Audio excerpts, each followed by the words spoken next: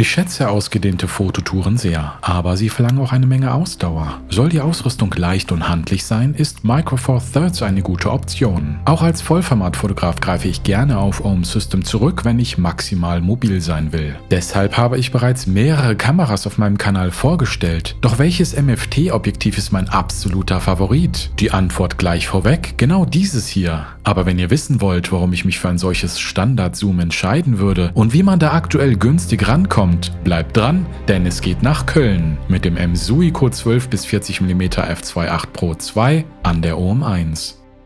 Markant, futuristisch, beeindruckend. Die Kranhäuser im Rheinauhafen sind eine beliebte Sehenswürdigkeit. Ob ich die vom Ufer gegenüber ins Bild bekomme?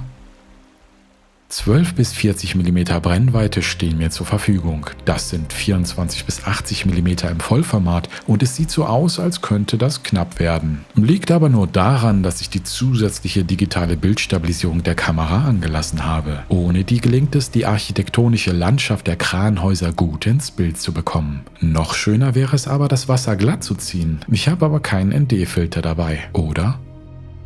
Nun, mit der OM1 habe ich die Möglichkeit, von einem internen softwareseitigen ND-Filter zu profitieren. Der simuliert einen echten ND-Filter bis zu einer gewissen Stärke, womit sich das Wasser glatt ziehen lässt. Und das geht so. Ich hole eines der Kranhäuser heran, um den Blick auf seine Form zu lenken, drehe am Polfilter, um die Reflexion etwas zu reduzieren, mache ein normales Foto bei Blende 5.6, die bei einem MFT-Objektiv in der Regel die höchste Schärfeleistung bereitstellt, und wir sehen das unruhige Wasser, das der Spiegelung die Brillanz nimmt. Ich will sehen, was passiert, wenn ich die ND-Filterfunktion der OM1 nutze. Die schalte ich ein, stelle sie auf das Maximum ND64. Simulation aktiviere ich auch, weil die Kamera dann ein mögliches Ergebnis der Aufnahme schon vor Drücken des Auslösers auf dem Bildschirm darstellt. Und schon hält das Wasser an, bevor ich das Foto mache.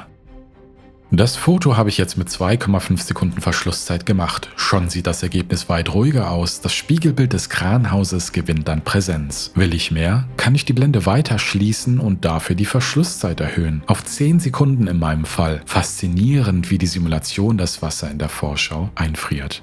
Und das Ergebnis? Nun ja, seht selbst.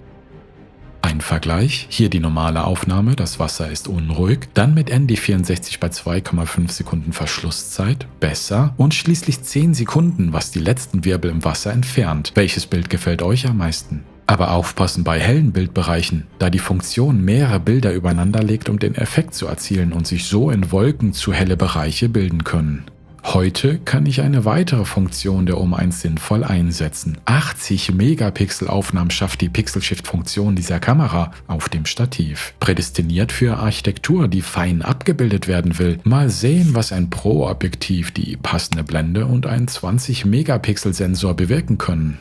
Bei 800% Vergrößerung kann ich die facettenreiche Struktur des Bauwerks Meter für Meter erkunden. Ja, ich gebe zu, Pixel-Peeping kann auch Spaß machen. Langsam zoome ich heraus und genieße präzise Linien und klare Kontraste. Dieses Objektiv ist bereits offenblendig scharf und es erreicht eine gleichmäßige Schärfeverteilung bis zum Rand hin, spätestens bei Blende 4 bis 5,6, die man für Stadt- oder Landschaftsaufnahmen ohnehin einsetzen würde.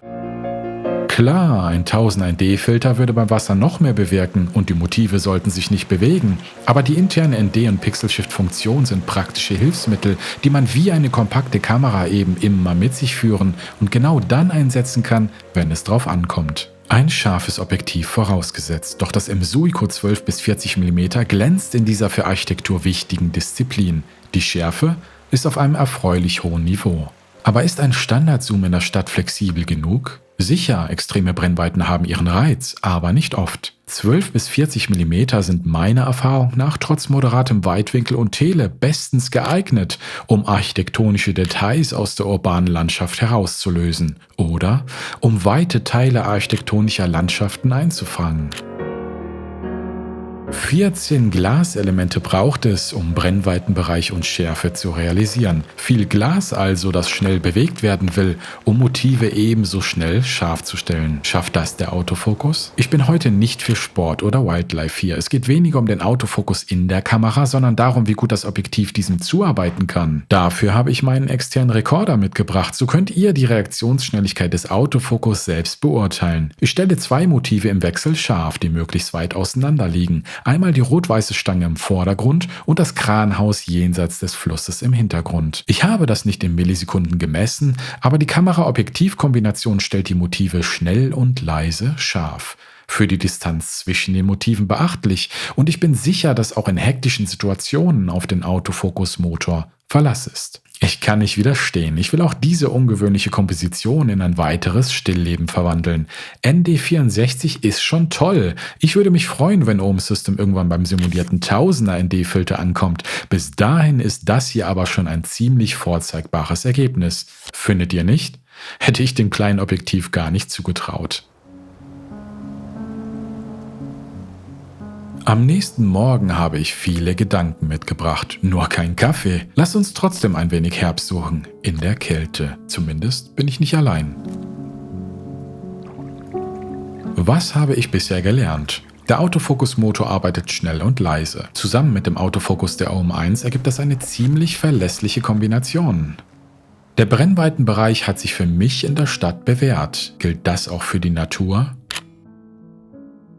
Hier ergeben sich so viele Möglichkeiten, wenn man neue Perspektiven ausprobiert und das, was sich zum Beispiel in den Tiefen des Geästs abspielt, nah heranholen kann. Der Schärfeeindruck ist weiterhin hoch, die Vertiefungen der Rinde und die zahlreichen Blätter lösen absolut fein auf. Doch was sonst macht dieses Objektiv zum Pro? Wie ist die Handhabung? Kann die Konstruktion dem Preis, den OM-System aufruft, gerecht werden? Mit 382 Gramm finde ich es relativ leicht für das, was es kann und mit nur 9 cm Länge bei ausgefahrenen Tubus 12 auch recht kompakt. Es passen übrigens 62 mm Filter dran. Eine optische Bildstabilisierung hat es nicht, das übernimmt bei OM-System vorwiegend die Kamera, die im Vergleich zu den allermeisten Vollformatkameras, die ich kenne, Bewegungen überraschend gut ausgleichen kann, sogar beim Filmen. Das Gehäuse wirkt robust, es ist aus Metall, verwindungssteif, nichts knarrt und die verschiedenen farblich abgesetzten Oberflächen sorgen für ein edles Finish. Die geriffelten metallenen Bedienringe wollen das Pro im Namen des Objektivs unterstreichen, etwas, das Tubus- und Filtergewinde aus Kunststoff nicht vorhaben. Allerdings ist Metall mir persönlich gar nicht so wichtig, vor allem wenn die Temperaturen draußen niedrig sind und weil es mehr Gewicht bedeutet. Bedienen lässt sich das Objektiv tadellos. Der Zoomring ist relativ groß, griffig und lässt sich sauber drehen. Das gilt auch für den Fokusring. Lobenswert ist der Funktionsknopf an der linken Seite, der eine extra Funktion in Fingerreichweite bereithält. Das Pro-Objektiv liegt gut in der Hand und ist der kompakten Konstruktion wegen stets gut mitzuführen, so wie hier auf der Suche nach Herbstfarben. Pro ist aber nicht nur die haptische Verarbeitung des Objektivs, auch die Vergütung des Glases hilft bei der Umwandlung von Licht und Farben, die OM-typisch schön aussehen, sodass bei vergleichsweise geringen chromatischen Aberrationen und einer milden Vignettierung eine sehr gute Abbildungsleistung herauskommt. Blende 2.8 mag nicht nach viel klingen, kann aber auch abseits von Porträts einen Bokeh erzeugen. Das gefällt, weil es einen sanften Unschärfeverlauf zeichnet, wie an dieser Pfütze, an die ich mich äußerst nah herantraue, weil das 12 bis 40 mm nicht nur über Gummidichtungen verfügt, sondern auch eine IP53-Zertifizierung und damit wetterfest ist. Solange das die Kamera auch ist, und das ist die OM1, wie ich im Review zum Flaggschiff demonstriert habe. Das Spiegelbild lässt den Herbst nach Meer aussehen. Kein großartiges Motiv, aber ein stimmungsvolles Bild. Fast hätte ich ein Detail mit großer Wirkung vergessen, nämlich die Naheinstellgrenze von nur 20 cm über den gesamten Brennweitenbereich hinweg, die noch einmal mehr die Bandbreite an Einsatzmöglichkeiten für dieses ohnehin schon flexible Zoom-Objektiv erhöht. Denn das ermöglicht faszinierende, makroähnliche Nahaufnahmen.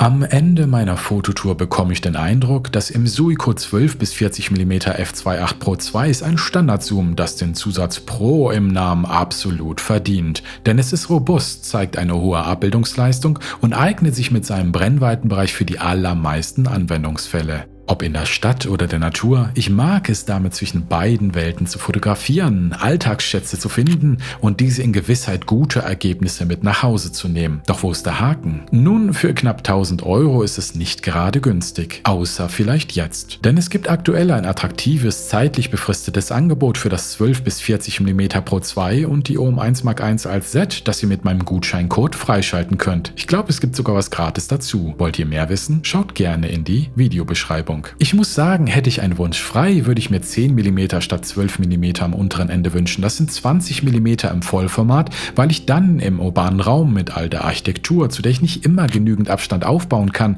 etwas mehr Spielraum für die Komposition hätte. Wünscht ihr euch aber vielleicht am oberen Ende mehr Tele, dann kann ich euch das M-Suico 12 bis 200 mm nahelegen, das ich zuletzt an der M10 Mark IV in einem anderen, schauerlichen Video eingesetzt habe. Aber auch schon so, wie es ist, kann ich das 12 bis 40 mm Pro 2 jederzeit gut einsetzen, selbst bei schlechtem Wetter. Und was nun mal am allerwichtigsten ist, die Ergebnisse gefallen mir. Gefällt euch mein Video, würde ich mich über eure Unterstützung freuen, denn da steckt sehr viel Arbeit drin. Gebt also einen Daumen hoch und abonniert meinen Kanal. Und während ihr klickt, werde ich sehr entspannt weiter fotografieren.